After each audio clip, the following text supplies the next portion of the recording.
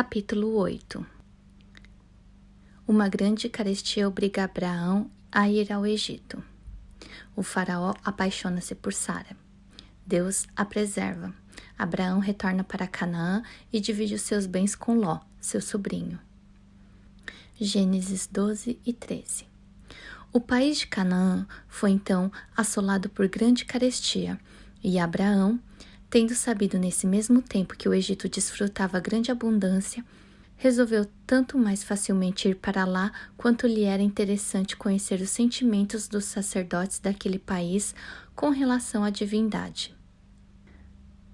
E se eles fossem mais bem instruídos do que ele, conformar-se-ia à sua crença.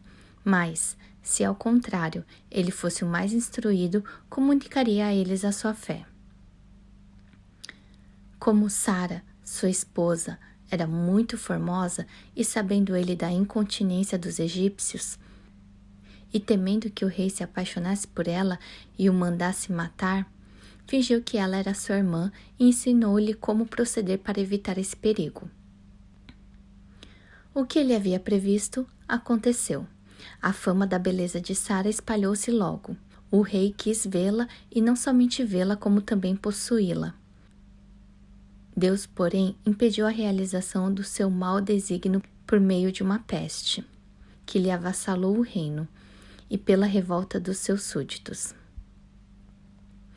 Por isso, o príncipe consultou os seus sacerdotes para saber de que maneira se poderia aplacar a cólera divina. Responderam-lhe que a violência que ele queria fazer à mulher de um estrangeiro era a causa daquilo. Faraó, espantado com a resposta, perguntou quem era essa mulher e quem era esse estrangeiro.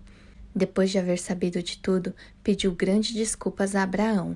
Disse-lhe que julgara que fosse sua irmã e não sua mulher, e que em vez de querer fazer-lhe afronta, não tivera outro intento senão contrair aliança com ele.